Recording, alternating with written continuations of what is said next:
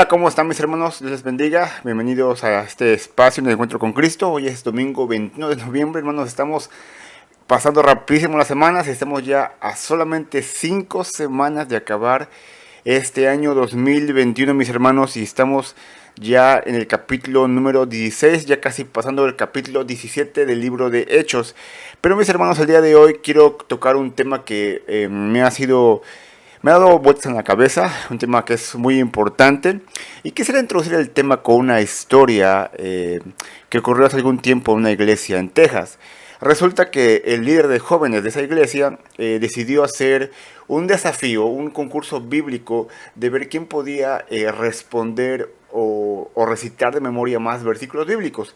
Así que este muchacho, este líder de jóvenes, pues hace el concurso, da un mes para que los muchachos comiencen a aprender versículos. Y entonces, en la hora del concurso, después de muchos desafíos, muchas pruebas, muchos versículos respondidos, finalmente gana un muchacho que pudo recitar 600 versículos de memoria. Hermanos, 600 versículos, eso es muchísimo.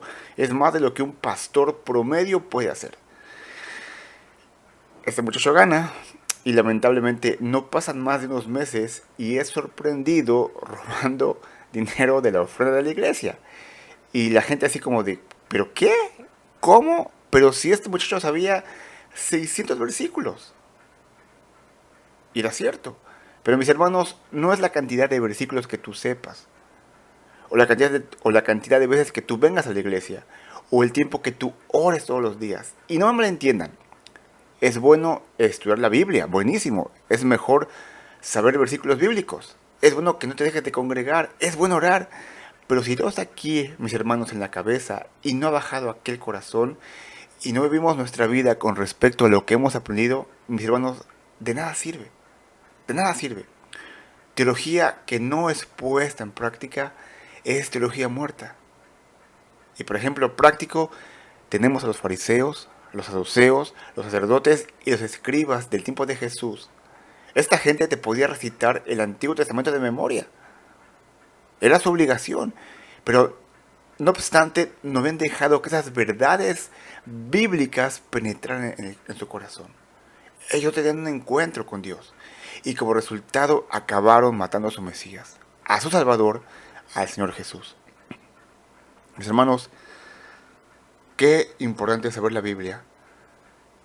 ¿Sabes para qué? Para que podamos vivir en santidad.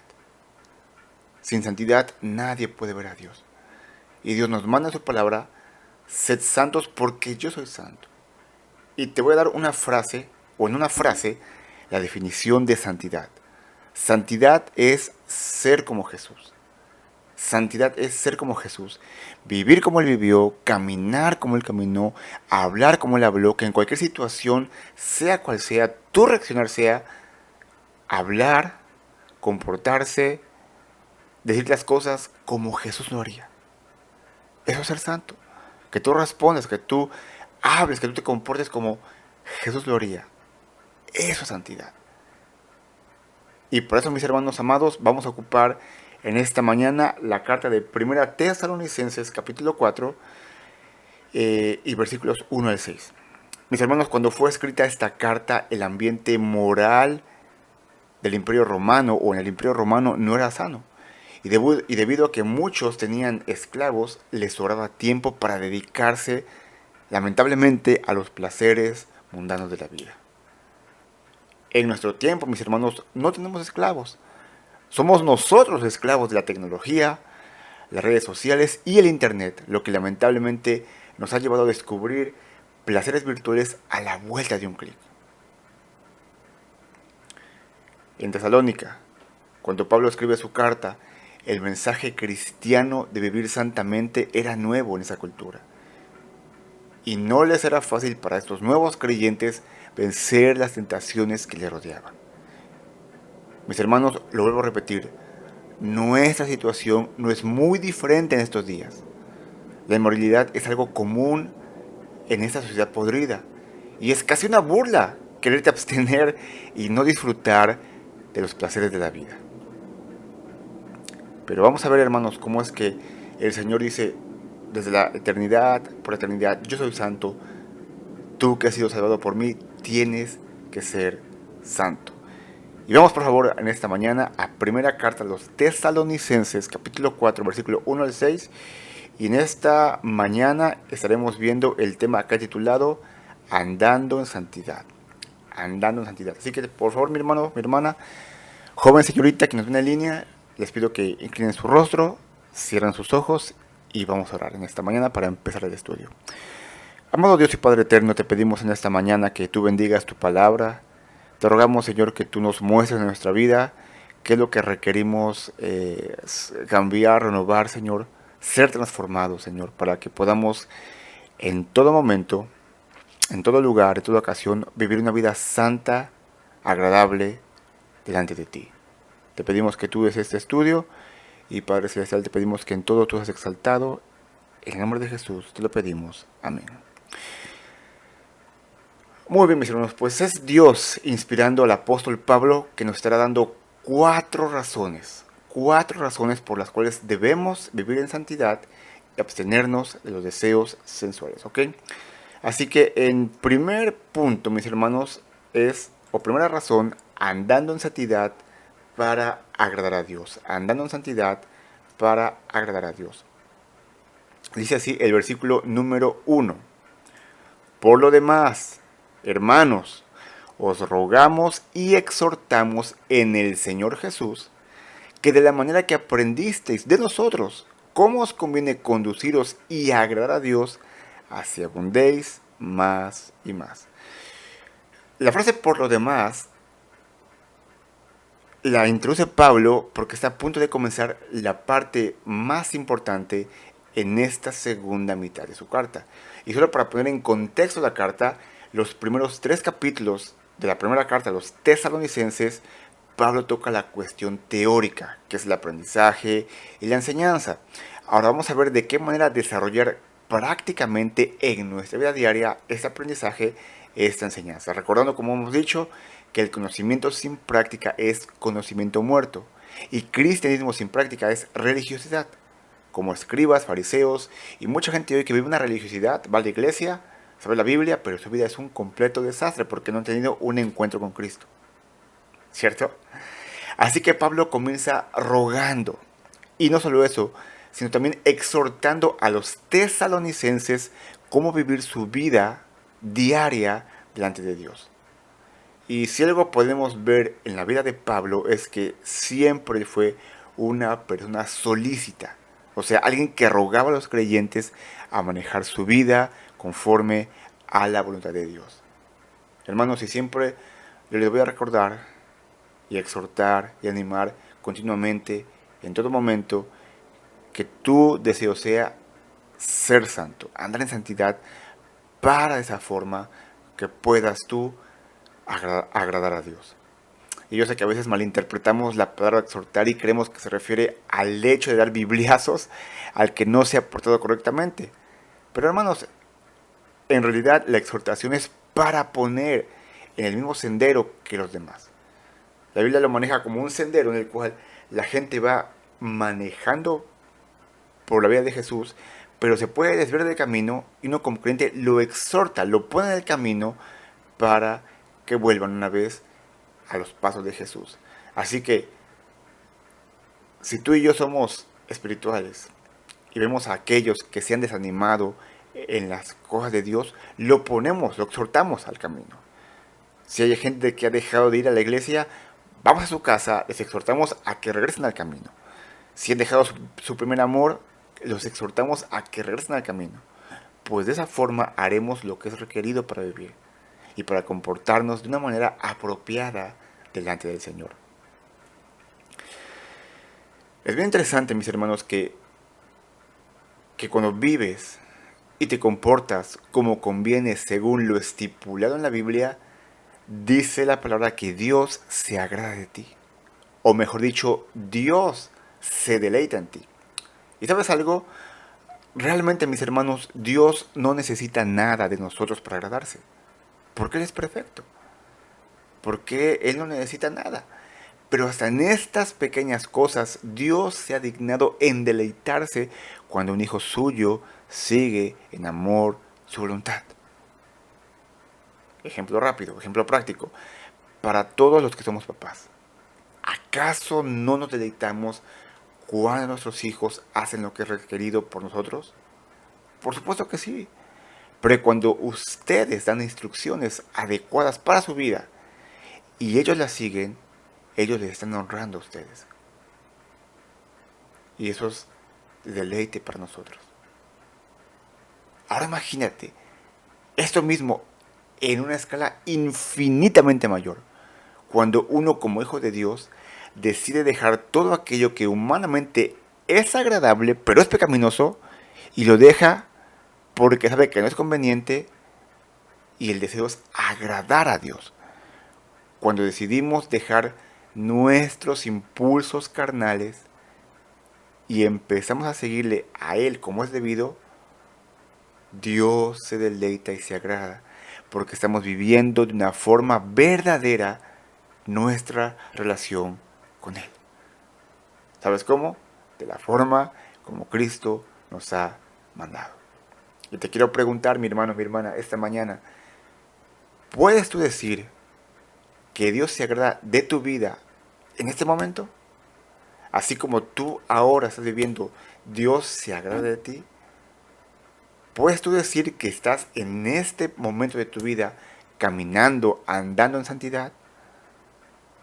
¿Realmente estamos o estás haciendo todo lo que el Señor te indica en su palabra? Yo espero que sí. Pero si aún no es así, no te preocupes. Para eso estamos aquí, para aprender cómo agradar a Cristo. Pero si hay cosas que ya sabes que están mal y aún no las has dejado, entonces sí es de preocuparse. Haz el cambio correspondiente que tú necesitas, arrepiéntate para ser un hijo del cual el Señor se pueda agradar.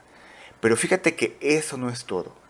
Aun cuando agradas a Dios, por medio de tu obediencia, de tu conducta, de tu santidad, leemos dos importantes palabras al final de este versículo, que dice, abundéis más y más, que serían dos palabras, abundéis y más, ¿ok? La palabra abundéis o abundante en el idioma original, que es el griego, también significa abundancia en grandes cantidades. Y la palabra más y más significa a un mayor grado o medida. Mis hermanos, nuestra vida cristiana es una vida que debe crecer desde el momento en que has creído en Jesús y seguir creciendo, y seguir creciendo, y seguir creciendo, y seguir creciendo, y seguir creciendo continuamente hasta que tú partas a la presencia del Señor o Jesús venga por nosotros.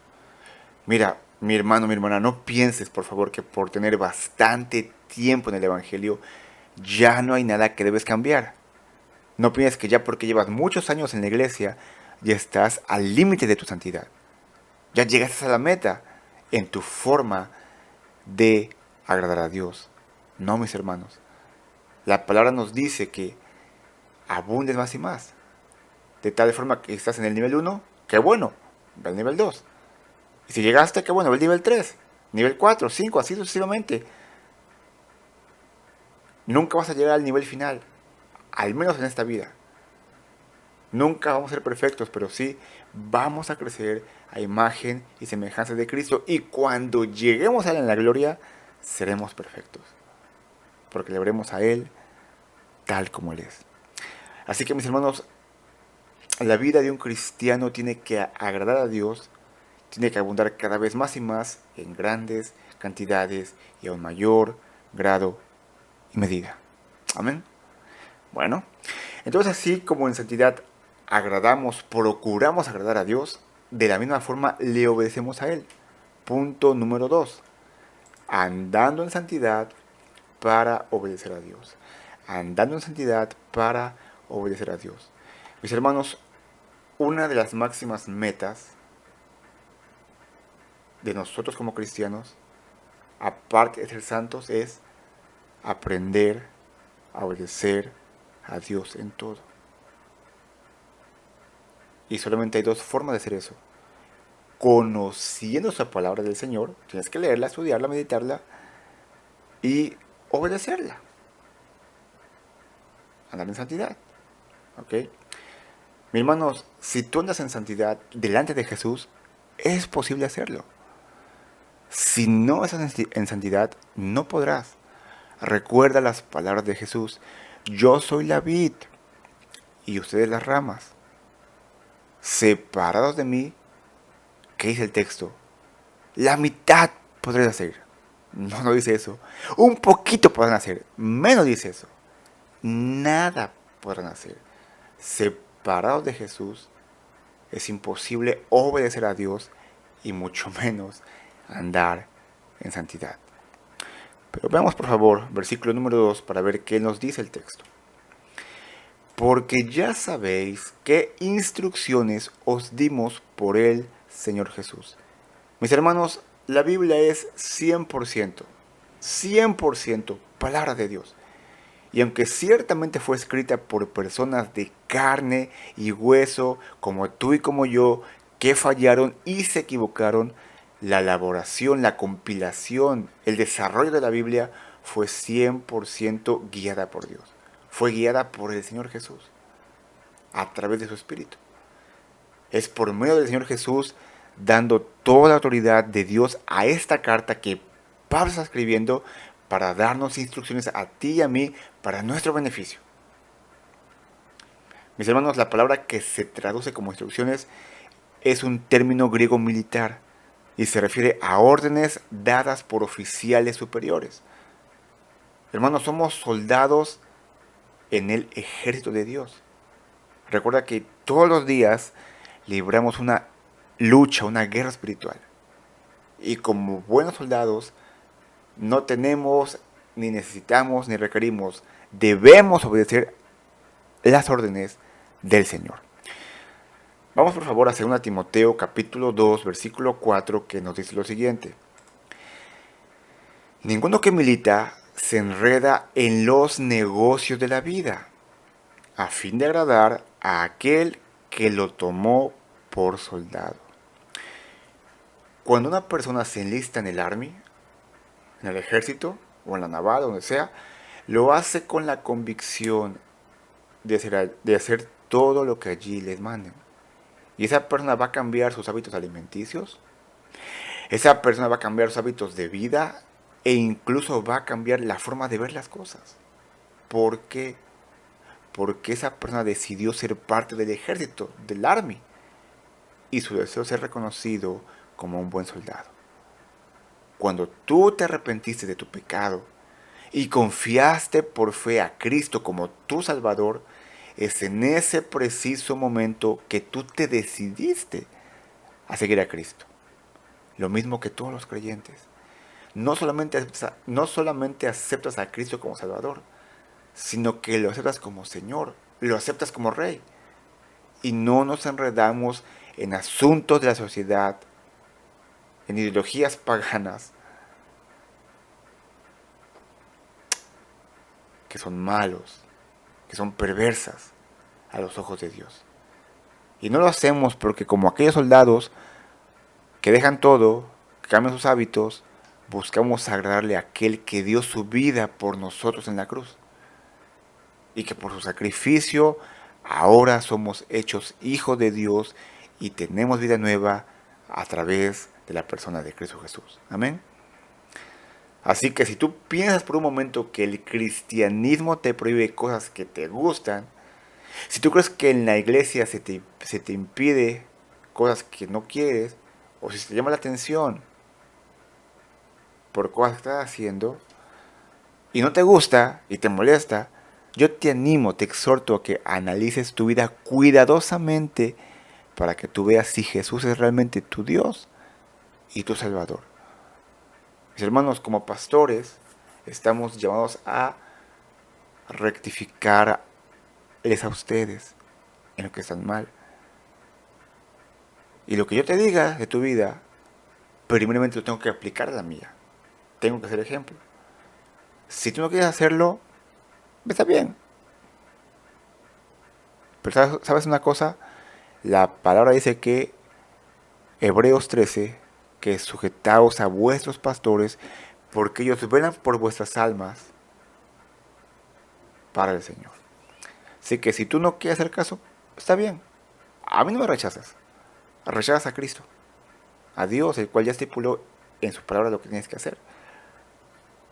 Nosotros como pastores normalmente te damos la pauta, el mandamiento, la exhortación, pero tú decides obedecer o no a Dios. La ley no es mía, es de Dios. El mandamiento no es mío, es de Dios. Tú decides qué hacer. Y hermanos, no se trata de vivir una vida aburrida. No. Es vivir una vida con gozo delante de Dios. Mira, cuando la serpiente hizo que Eva pecara, ¿qué fue lo que le dijo? No, mira, te estás perdiendo de muchas cosas buenas por no tocar ese árbol, por no comerlo. Tócalo, cómelo y vas a ver cómo eres como Dios, vas a saber todo. Pero lo que no le dijo era qué consecuencias tan terribles y perversas iba a haber en la raza humana que todavía tú y yo sufrimos. Hermanos, no podemos jugar a ser cristianos por un lado, mientras por el otro lado jugamos en el mundo. Es como en un equipo de fútbol o un partido, que llega un hombre del equipo, hay dos equipos, ¿no? Soy un ejemplo, equipo verde, equipo rojo.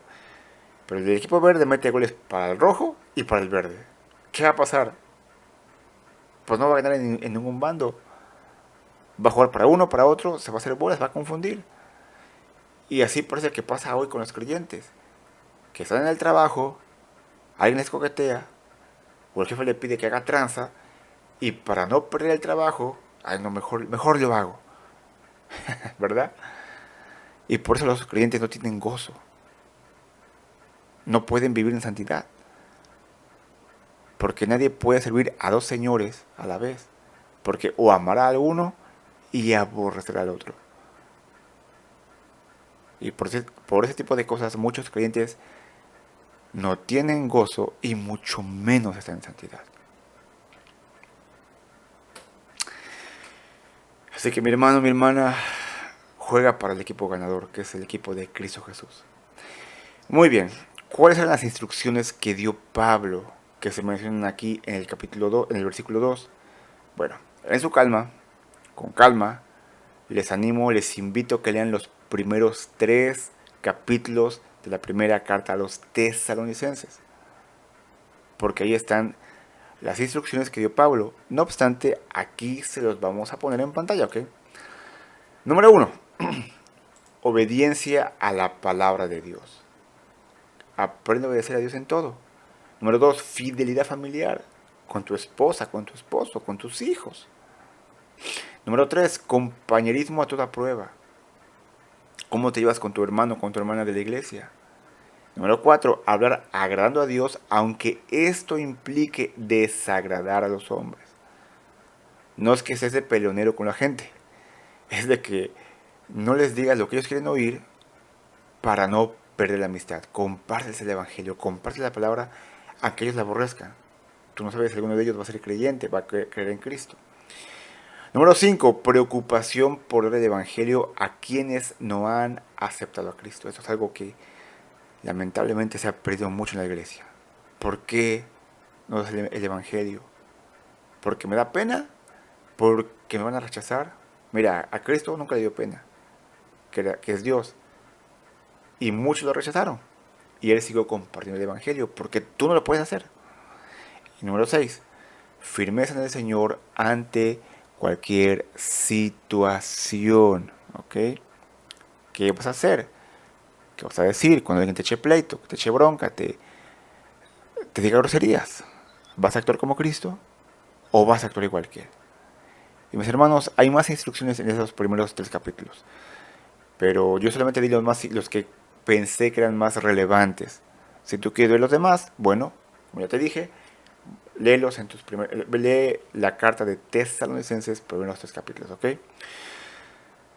Muy bien, entonces pasemos al siguiente versículo donde se revela un principio bíblico muy importante. De hecho, para la predicación es el versículo principal del estudio, ¿ok? Versículo número 3. Pues la voluntad de Dios es vuestra santificación, que os apartéis de fornicación. Mis hermanos, ¿cuál es uno de los deseos más grandes de Dios para nuestras vidas?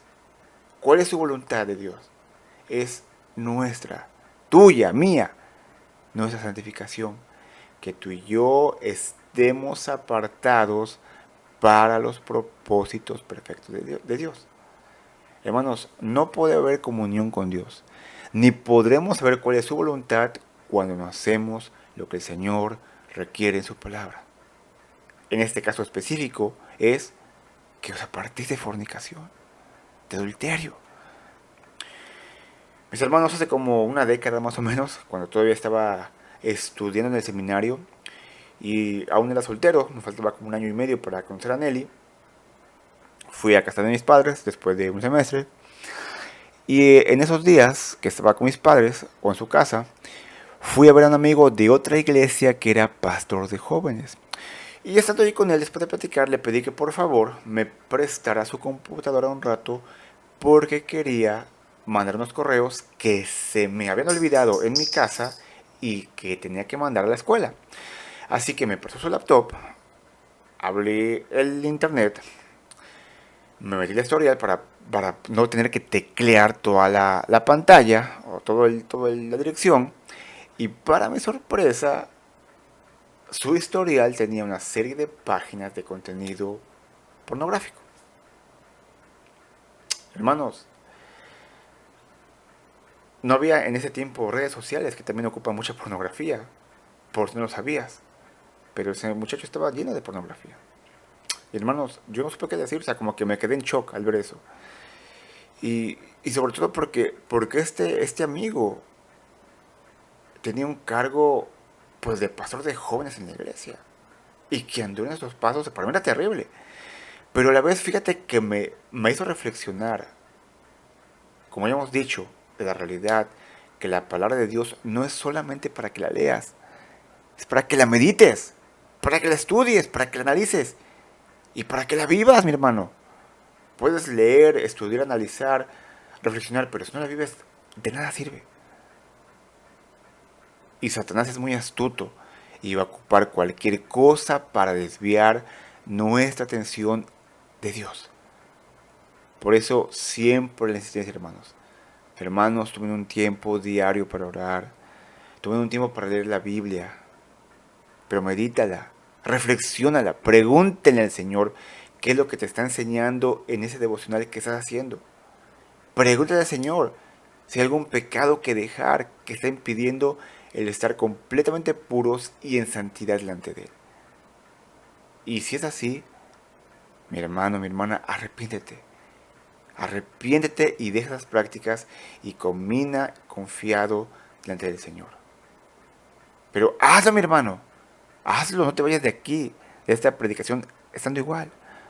Recuerda, el espíritu a la verdad está dispuesto, pero la carne es débil. No demos lugar al enemigo. Y por dar lugar al enemigo, como resultado, estemos viviendo vidas miserables. En aquella ocasión, que hubo ese incidente con este muchacho líder de jóvenes de otra iglesia, pues oré en ese momento que vi eso, porque él se había ido por un vaso de agua. Oré en ese momento y entonces hablé con él. Y lo más sorprendente fue que este muchacho me dio miles de excusas tratando de defender y justificar sus actos. ¿Y sabes qué era lo más triste? Que su frase fue, bueno, finalmente no le hago daño a nadie. Estoy yo aquí solo en mi computadora. No pasa nada. Hermanos, es que es increíble. Es increíble cómo cuando andamos mal delante de Dios, intentamos, rebuscamos, encontramos mil maneras para dar excusas, para justificar nuestro pecado y nuestra rebelión delante de Dios. ¿Te acuerdas cuando Dios confronta a Adán? Adán, ¿qué hiciste? Y Adán tenía que decir, bueno, Señor, perdóname, yo pequé. No, ¿qué fue lo que Adán dijo? No, no, señor, mira, no fue mi culpa, es que la mujer que tú me diste venía con un defecto de fábrica. Y la mujer que dijo, no, no, señor, es que yo no tenía la culpa, es que la mujer, la serpiente me engañó. Justificamos nuestro pecado en vez de decir, Señor, tienes razón, yo pequé, perdóname. La palabra en griego para fornicación es porneia. Y de ahí viene la palabra pornografía, que es fornicación gráfica. Cuidado, escucha bien esto, cuidado con lo que dejas entrar por los ojos. El mundo quiere venderte la idea de, no te preocupes, todos los hombres son iguales. Es por naturaleza. Es más, las mujeres también les gusta. Y eso es tan absurdo, tan estúpido como decir, es placentero brincarse de un puente, ¿verdad? Sin paracaídas, sin nada, sin soga. Y como todos lo hacen, pues también hazlo tú. Es estúpido eso, pues te vas a morir. Bueno, es lo mismo con esto. No te vas a morir, pero te vas a pervertir tu mente. Mis hermanos, un poquito de estadística. ¿Tú sabías que un poco más del 40% de todo el internet es pornografía? 40%, hermanos. Esas son toneladas y toneladas y toneladas de pornografía. Eso sin contar que otro casi 50% de internet está destinado para Facebook, Instagram, YouTube, Pinterest, Twitter, TikTok, etcétera, los cuales en su mayoría ahora los jóvenes dedican mucho tiempo a hacer videos sumamente sensuales, provocativos y con escasa ropa. De tal manera que casi un 90% del internet debería tener restricción. Es increíble lo que uno puede encontrar en la red. Es más, lo puede encontrar sin siquiera buscarlo. Déjame te doy otra estadística más alarmante. ¿Tú sabías? ¿Tú conocías? ¿Has escuchado que la edad promedio en la cual no un joven, no un adolescente, un niño, escúchate bien, un niño tiene su primer contacto con la pornografía? Las estadísticas dicen que es a los 8 años. 8 años. Puede ser un poquito más. Puede ser un poquito menos inclusive. Pero 8 años. Papás, esto es muy preocupante. Es muy preocupante en verdad. ¿Qué es lo que nos está diciendo esto? Que no se han tomado el tiempo para darle tiempo de calidad a sus hijos. ¿Qué pasa cuando el niño llora? ¡Ay, dale el celular! ¿Qué pasa cuando el niño está aburrido? Dale el celular. Si el niño grita, el celular. Si el niño quiere jugar contigo, papá o mamá, pero tú estás muy ocupado porque trabajaste, ten, mijito, el celular. Mis hermanos, en verdad, ¿qué pasa con ustedes? Escúchame bien esto. Tus primeros discípulos, los primeros que tú tienes que evangelizar, cuidar y pastorear para que sean santos, para que sean puros, son tus hijos. Son ellos. Ellos son tu prioridad.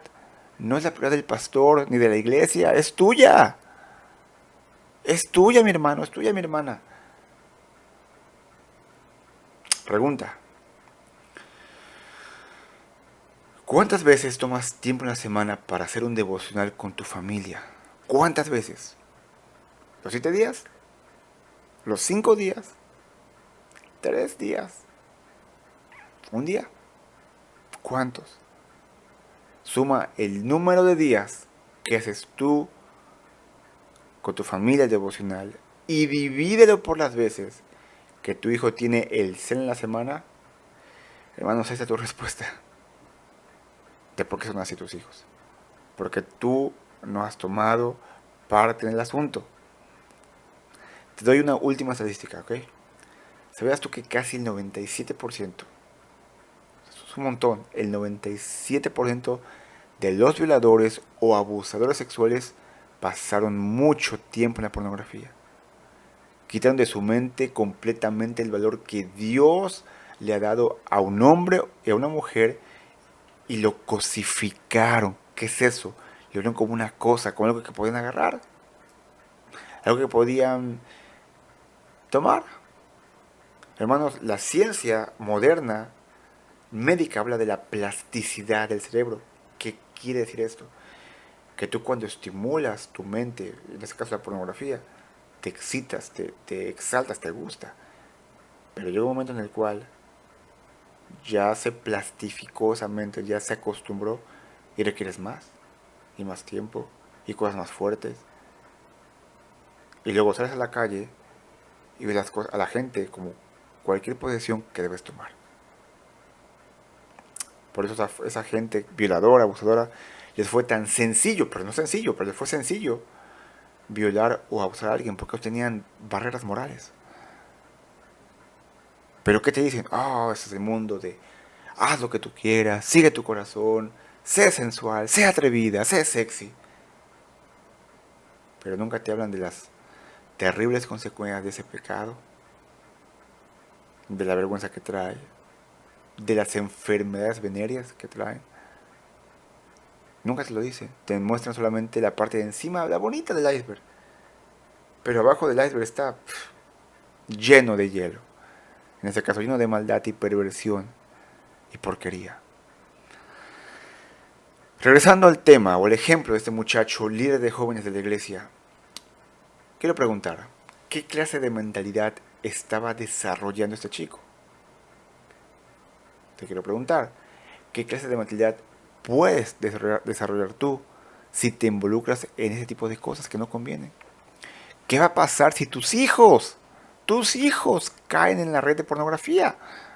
En las garras terribles de este mal de pornografía. Hoy no le hago daño a nadie, me dice este chico. Y creo que quedó más que claro el daño que él mismo se hacía y a los demás que puede hacer. Hermanos, ¿qué tan pervertido es esto? ¿Qué tan torcido y desviado completamente de la voluntad de Dios que desde tiempos antiguos, Sodoma y Gomorra, Dios condenó estas prácticas? La fornicación, la homosexualidad, el lesbianismo, todo aquello que no está en el diseño de Dios. Hermanos, el autor del sexo es Dios. Y como Él es Dios, y Él es el autor del sexo, Él es el único que tiene la autoridad de cómo se tiene que determinar su uso. Y desde el principio, desde Adán y Eva, Dios estableció el matrimonio como una unión sagrada entre un hombre y una mujer. Dios creó el acto sexual tanto para la procreación como para el placer sexual. El sexo es algo bueno dentro del marco de la protección de un matrimonio. Hebreos capítulo 13, versículo 4 dice, honroso sea en todo el matrimonio y el hecho sin mancha. Que metes a tu alcoba, mi hermano, mi hermana, al Señor y tienes un tiempo con tu esposa especial, o metes a tu alcoba pornografía, perversiones, creo que tienes que preguntarte seriamente esto y orar al respecto si es necesario. Mis hermanos, los mandamientos de nuestro amado Dios, nuestro bendito Salvador, acerca del sexo no tienen el propósito de privarles del gozo, sino de protegernos para que no lo perdamos. El mandamiento que dice no cometerás adulterio edifica un muro de protección alrededor del matrimonio, haciendo esa relación un bello jardín y una prisión. Dios protege tu matrimonio diciendo no adulteres. Disfruta con la mujer de tu juventud. Tu esposa es como un jardín, con lindas flores, con pastos verdes. Pero cuando te vas a otro jardín, echas a perder este, hermano. Y sobre todo que menosprecias la sangre de Cristo Jesús, que te rescató, que te santificó. Así que obedezcamos a Dios para andar en santidad y saber cuál es la voluntad de Dios, agradable y perfecta, ¿ok? Número 3, mis hermanos. Número 3, por favor. andando en santidad para glorificar a Dios. Andando en santidad para glorificar a Dios. Versículo 4. Que cada uno de ustedes sepa tener su propia esposa en santidad y honor. Voy a cambiar el versículo a una definición más adecuada, ¿ok? Si quieres escribir, sería que tú aprendas a tener tu propio cuerpo en santidad y honor. Digo cuerpo en vez de esposa porque la palabra en griego, o que traduce, ¿verdad? Ahí no es esposa mujer, es vaso o cuerpo. Se podría poner mujer ahí o esposa, pero el contexto no nos permite poner eso, ya que si ese fuera el caso, entonces Pablo estaría limitando la plática a matrimonios y dejaría exentos a los jóvenes. Pero nada cierto, mucho menos porque vimos el versículo de que te apartes de fornicación. Todos están ahí incluidos. Por eso el versículo debería recitar, y de hecho algunas versiones bíblicas dicen, que tú aprendas a tener tu propio cuerpo en santidad y honor. Ve conmigo por favor a 1 Corintios 6, capítulos 19 y 20, que nos dice lo siguiente. ¿O ignoráis que vuestro cuerpo es templo del Espíritu Santo, el cual está en ustedes, el cual tenéis de Dios, y que no sois vuestros? Hermanos, cuando tú crees en Cristo, el Espíritu Santo, la tercera persona de la Trinidad, hace morada en ti. Y tu cuerpo ya no te pertenece, es de Dios. Versículo 20, porque habéis sido comprados por precio. Hermanos, ¿cuál fue el precio de nuestra salvación? La infinita vida de nuestro amado Salvador Jesucristo. Glorificad pues a Dios en vuestro cuerpo y en vuestro espíritu, los cuales son de Dios. ¿Qué significa darle gloria a Dios? La gloria se traduce como algo pesado, algo fuerte. Bueno, cuando tú haces lo que el Señor te manda a su palabra, lo estás glorificando en el sentido de que estás haciendo lo que Él manda. Al hacer lo que Él manda, Él recibe gloria porque nos estamos comportando como hijos suyos. Mis hermanos, tu cuerpo no te pertenece más. Es el templo de Dios, de su Santo Espíritu, desde el momento que fuimos hechos hijos de Dios a través de la fe en Jesús. Mis hermanos, fuisteis comprados por el precio más costoso e infinito, la sangre de nuestro Señor Salvador, Cristo Jesús, en la cruz del Calvario. Y eso, mis hermanos, te tiene que poner a pensar. Eso tiene que poner a meditar, detenerte, por si en alguna ocasión te llega una tentación de este tipo y te vayas corriendo. Y si ya ha llegado, tienes que actuar conforme a la voluntad de Dios. Vete de ahí. ¿Para qué te quedas ahí escuchando? El creyente que comete pecado sexual está pecando, mis hermanos, en contra de su propio cuerpo. ¿Quién es su propio cuerpo? Su esposa. Y él mismo, una sola carne. Y al hacer eso, mis hermanos, está privando a Dios de la gloria que Él debería recibir por medio de su vida. Así que glorifica a Dios y hazlo por medio de tu santidad, de tu vida como sacrificio acepto, agradable delante de Dios, como dice Romanos 12:1 y 2. Porque si no es así, mis hermanos, ¿qué nos diferencia de los demás? Si tú estás viviendo una vida como pagano, pero es que eres cristiano, ¿qué te define? ¿Qué te diferencia de la gente de afuera? Seremos hipócritas. Pero Dios nos ha mandado a ser santos, no hipócritas, ¿ok? Muy bien. Leamos por favor el versículo siguiente, versículo 5. No en pasión de concupiscencia. Bueno, voy a cambiar la palabra porque es un poquito complicada. No en pasión sensual. No en pasión de sensualidad, como los gentiles que no conocen a Dios. Mis hermanos, versículo 5 está íntimamente relacionado con versículo 3 y 4. De la forma que quisiera regresar al ejemplo que di hace unos momentos. Y mi amigo, este hombre pastor de jóvenes, debatía que no le hacía daño a nadie. Y aunque ya contestamos eso hace un rato, La pregunta aquí es, ¿con qué mentalidad iba a llegar esta persona cuando se casara? ¿Con qué mentalidad? Pregunta 2, ¿con qué mentalidad vas a llegar tú cuando te cases, joven señorita?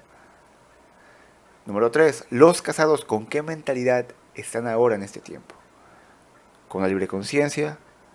¿Con una libre conciencia, santificado, obediente, gozoso o tal vez prejuiciado en tu vida por haber hecho o visto o elaborado cosas que no convenían a tu persona, al templo del Espíritu Santo? ¿Cómo estás, mi hermano, esta mañana? Con pasiones desordenadas, con lujuria, con deseos carnales, como el texto nos declara. Mis hermanos, todas estas prácticas son exclusivas acciones de la gente que no conoce a Cristo, que no tiene un mínimo temor a Dios, porque si lo tuviera, no harían estas cosas. Esta gente tiene un fuerte sentimiento, una emoción por los antojos y los deseos malignos. Pero nosotros que tenemos el Espíritu de Dios y que pretendemos seguir su voluntad, tú y yo que somos el cuerpo de Cristo, jóvenes varones, en especial los que serán en poco tiempo cabeza de la familia y los casados que lo somos, debemos a toda costa evitar siquiera pensar en este tipo de prácticas total y completamente desviadas de la voluntad y la santidad de Dios. ¿Y qué hacemos cuando evitamos eso, Cristian? Bueno, nos amparamos en la gracia de Cristo Jesús. Nos amparamos en la fe en el Señor para que Él nos proteja y nos guíe continuamente. Amén. Muy bien, hermanos, vamos a acabar ya, por favor. Vamos a acabar ya y vamos a pasar al punto final del estudio, ¿ok? Andando en santidad para evitar el juicio de Dios. ¿Cómo así? ¿Cuál juicio? ¿No se supone que somos salvos por fe? Claro, pero Dios disciplina a sus hijos cuando hacen lo que no es correcto delante de Él, ¿ok? Entonces leemos por favor el versículo número 6 que nos dice lo siguiente. Versículo 6. Versículo 6. Que ninguno agravie ni engañe en nada a su hermano, porque el Señor es vengador de todo esto, como ya os hemos dicho y testificado. Ok, dicho de otra forma sería que ninguno busque o que ninguno abuse ni manipule a su hermano para su propia ventaja en algún asunto, negocio u obra. Hermanos, como iglesia es normal que nos conocemos entre hermanos, que hemos establecido relaciones de hermandad, de amistad, ¿verdad? Y por eso mismo va a haber momentos en que vamos a saber cosas íntimas de alguna familia, de algún hermano, de alguna hermana. Y la pregunta es, ¿para qué nos tiene que servir saber cosas íntimas de ellos? Bueno, nos puede servir para ayudarles en sus dificultades, para orar por ellos en esos momentos críticos, para interceder por ellos, porque somos una familia en Cristo. Y como dice su palabra, nuestro deber es ayudarnos mutuamente los unos a los otros en todo, ¿ok? Esto es lo ideal. Eso tendrá que ser. Pero esa información que tú puedes saber de un hermano podría también ser mal usada. Por eso el versículo, no tomes ventaja. No tomes ventaja de algo que sepas de un hermano y que en un momento de enojo, de orgullo, de conveniencia, de falta de santidad, pues peques delante del Señor y arruines a tu hermano. Es que este hermano me hizo algo mal, hizo algo que no me pareció, dijo algo que no quería, y yo como sé cosas de su vida, ahora va a ver cómo las paga. No, hermanos, eso es falta de santidad. No está siendo controlado por el Espíritu Santo, sino por tu carne. Y déjame te digo en esta mañana, mira, si tu boca no es para animar, ni para aconsejar, o para edificar, mejor no la uses. En verdad, porque hay una exhortación aquí, porque el Señor es vengador de todo esto, como ya os hemos dicho y testificados. Por eso dice su punto 4, andando en santidad para evitar el juicio de Dios. Hermanos, Dios no hace acepción de personas. Tiene que disciplinar a sus hijos cuando pecan para que anden en santidad. Y eso me trae a la mente una ocasión cuando cierto miembro de una congregación criticó a su pastor por haber predicado sobre el pecado en la vida de los creyentes.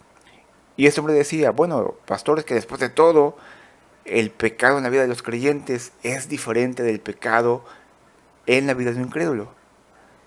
Y sí, dijo el pastor, ¿por qué es peor? Porque la gente de afuera sin Cristo peca porque es pecadora, porque no tiene a Cristo. Pero tú y yo que tenemos a Cristo, que tenemos a su Santo Espíritu en nosotros morando y pecamos, es peor, es peor. Y bien es cierto, mis hermanos, que el creyente ya no está bajo condenación. El que tiene vida eterna no la puede perder. Pero también es cierto que tú vas a cosechar pena, vergüenza, fracaso al sembrar para tu carne. Un ejemplo rápido, mis hermanos. Cuando el rey David cometió adulterio, él trató de encubrir su pecado, pero Dios lo castigó severamente.